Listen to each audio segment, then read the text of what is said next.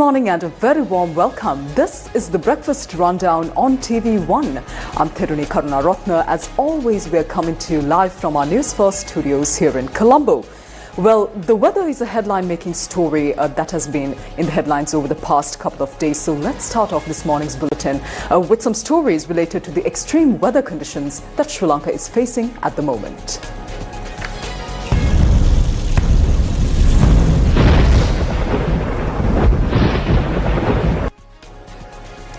The Department of Irrigation has issued flood warnings for areas surrounding the Mahaoya and the Daduroya rivers due to the prevailing heavy rainfall.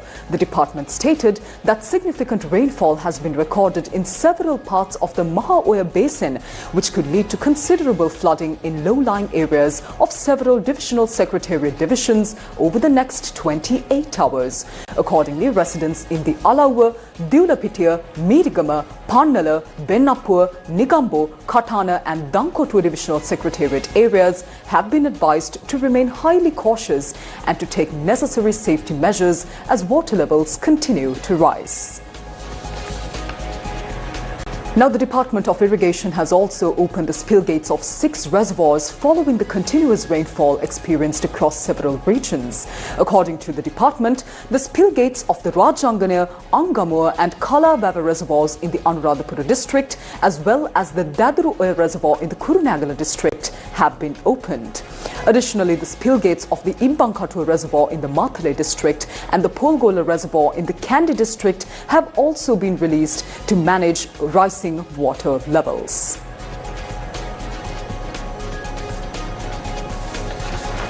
And in more local news, the National Building Research Organization of the NBRO announced that the landslide warnings issued for 8 districts due to prevailing heavy rainfall will remain in effect. Accordingly, residents of the districts of Colombo, Gaul, Badulla, Kandy, Kegaul, Mathale, Nuwara Eliya and Ratnapura have been urged to remain vigilant. Senior geologist of the NBRO, Dr. Basanta Senadira, stated that rainfall between 100 and 200 millimeters has been recorded in several mountainous regions. He warned that even light rainfall in the coming hours could trigger hazardous conditions. He further advised residents living in hilly regions and near riverbanks to remain alert and, if continuous rainfall is observed, to move immediately to safer locations. 1 person has died and 512 others affected due to the heavy rainfall experienced across several districts in Sri Lanka during the past 24 hours. According to the Disaster Management Centre, the affected individuals belong to 123 families. The adverse weather conditions have mainly impacted the districts of Kurunegala, Anuradhapura and Gampaha. A total of 111 houses have been partially damaged, while 10 individuals from 3 families have been relocated to safe shelters. Meanwhile, the Department of Railways says that 7 up-country train journeys were cancelled this morning following a landslide in Ihalakote. Several areas along the up-country railway line have experienced rockfalls and collapses of trees due to the heavy rainfall. Now, yesterday evening, the intercity express train from Kandy to Colombo Fort was also affected by a landslide near the Ihalakote railway station. The department stated that the removal of debris may take some time due to heavy rainfall and difficulties to access the site. Now, as a result, 3 express trains running from Colombo Fort to Kandy, Mathale and Badulla have been cancelled. Additionally, 4 trains from Kandy, Mathale and Badulla heading to Colombo Fort and Beliatta have also been suspended. Specifically, the cancelled services include the 5:50 a.m. Colombo Fort to Badulla train, the 7 a.m. Colombo Fort to Kandy Intercity Express, the 10:35 a.m. Colombo Fort to Mathale train, the 4:50 a.m. Mathale to Colombo Fort train, the 5 a.m. Kandy to Beliatta train, the 6:15 a.m. Kandy to Colombo Fort train and the 8:30 a.m. Badulla to Colombo Fort train. The department confirmed that 2 trains from Colombo Fort to Badulla at 8:30 a.m. and 9:45 a.m. are expected to depart from Kandy as scheduled, while the 5:30 a.m. Badulla to Colombo Fort service will run up to Kandy today. Currently, train operations on the upcountry line are limited up to Ramukkana, with services between Kandy and Badulla running as usual. Meanwhile, the train services on the Kalani Valley line have been restricted up to Kosgama after a train derailed between Kosgama and Avisabel, causing fallen rocks and a tree to block the tracks. Let's move on to the forecast for today. Issuing an advisory for heavy rain, the Met Department says that showers or thunder showers will occur at most parts of the island. Heavy showers above 100 millimeters are likely at some places in the western, Sabaragamuwa, central, Uber, northwestern and southern provinces. The general public is requested to take adequate precautions to minimize damages caused by heavy rain, strong winds and severe lightning during thunder showers. With that, let's move on to more local news.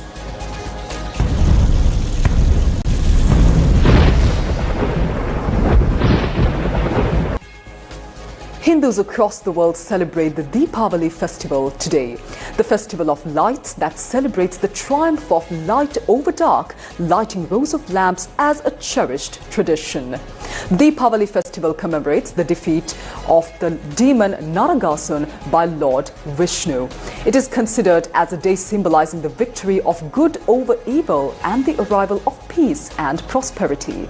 Hindus practice many rituals such as lighting lamps, drawing kolam and worshipping God by offering prayers. Hindu devotees engage in religious practices today, motivated by the unified prayer for light to spread within the hearts and minds of all.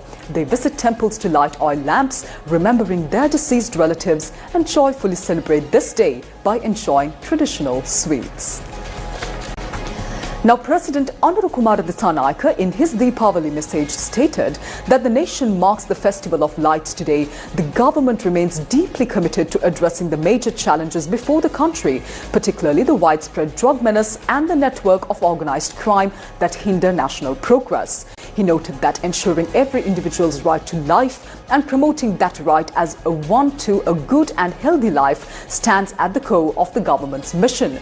The president further highlighted that the government bears a duty to safeguard the physical, mental, material and emotional well-being of all citizens, as well as those residing within the country, He emphasized that the government is determined to overcome all forms of religious and ethnic extremism, to establish social justice and to build a secure nation where everyone can enjoy civil, political and cultural rights without obstruction. Extending greetings on the occasion of Deepavali, the president expressed hope that as every household lights lamps today, the collective journey towards fulfilling the aspiration for a thriving nation, a beautiful life, will become more united. Meanwhile, Prime Minister Dr. Harini Amarasuriya in her Deepavali message stated that Sri Lanka is currently at a defining turning point in its journey. She noted that the nation has begun to emerge from a prolonged period of economic and social darkness and regression, marking a time when the people now hold renewed hope and confidence for the future. The Prime Minister further emphasized that the progress of the people and the dawn of a new era have been initiated through a collective national effort, symbolizing the unity and shared purpose in rebuilding the nation. The National Deepavali Festival, meanwhile, was held this year centered in the town of Hatton under the patronage of Minister of Buddha Sasana, Religious and Cultural Affairs, Dr. Hiniduma Sunil Senavi. Religious observances took place at the Manika Pillar Kovil in Hatton with the participation of a large number of devotees. A cultural and artistic festival was also held in Hatton to mark this occasion, showcasing traditional performances and celebrating the spirit of unity and light symbolized by Deepavali. On to more local news now. The Information and Communication Technology Agency, or ICTA, reports that the Lanka government cloud services have been restored to approximately 50% functionality.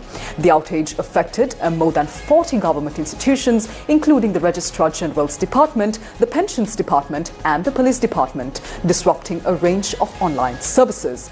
Digital Economy Advisor Sumudhu Ratnayaka stated that the restored services will be available for the public to use from tomorrow, scenario and that ongoing checks are being conducted to ensure full functionality.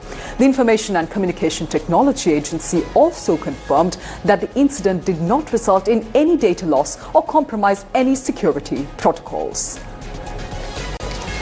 The National Water Supply and Drainage Board, meanwhile, has announced a 30-hour water supply interruption in several areas of the Galle district. According to the National Water Supply and Drainage Board, water supply will be suspended from 8 a.m. today until 2 p.m. tomorrow. The affected areas include Bope, Poddala, Akmimana and Rathgama. Residents in the Ahangama area will continue to receive water under low-pressure conditions. The National Water Supply and Drainage Board explained that the disruption is necessary to carry out essential repairs on the main pipeline supplying water to the Galle Hapugala water treatment facility. Coming up next is international news for this morning.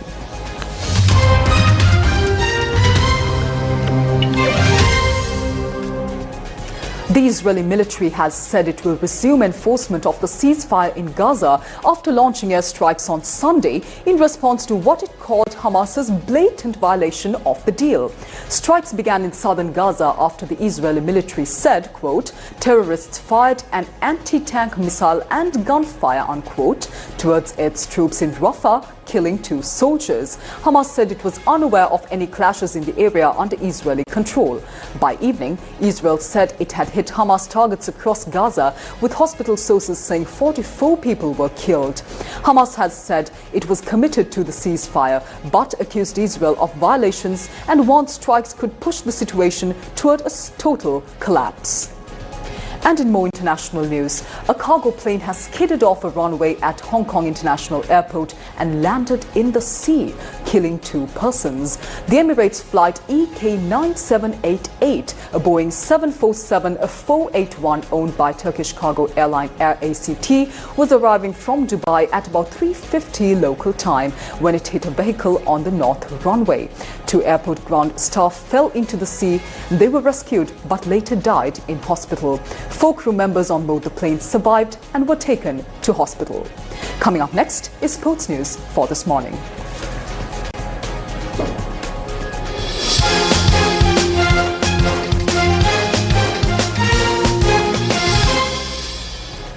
And in sports, it's cricket. The Women's Cricket World Cup 2025 match between Sri Lanka and Bangladesh is scheduled to take place today in Navi Mumbai, India. The match is set to begin at 3 p.m. Sri Lanka time. Meanwhile, the England women's team has qualified for the semi-finals of the tournament after securing a narrow 4-run victory against India. The match, which marked the 20th game of the tournament, was played in Indore, India. Winning the toss, England elected to bat first, opening their innings with Tammy Beaumont and Amy Jones. The pair built a strong opening partnership of 73 runs, with Beaumont scoring 22. Amy Jones struck her 15th one-day international half-century before being dismissed for 56 runs off a delivery from Deepti Sharma. Heather Knight delivered a brilliant performance, scoring her 3rd ODI century in just 86 balls. Deepti Sharma claimed 4 wickets for India. England concluded their innings at 288 for 8 wickets in 50 overs.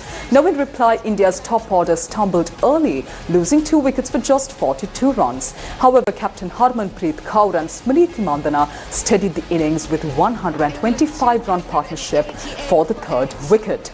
Kaur made 70 runs, while Mandhana top scored with 88. Deepti Sharma also contributed with a half-century, but India fell short by 5 runs, finishing on 284 for 6 in their allotted overs. Now, with this victory, the England women's team advanced to the semi-finals of the ICC Women's Cricket World Cup 2025. All matches of the tournament are being broadcast live on TV1, the official local broadcasting rights holder of the 2025 ICC Women's Cricket World Cup, and also streamed online via www.sirisatv.lk. And that's a wrap of this morning's edition of the Breakfast Rundown on TV1. Thank you for joining us this morning. Do join us tomorrow as well for more of the very latest from here at home and around the world. Take care. Have a wonderful day ahead.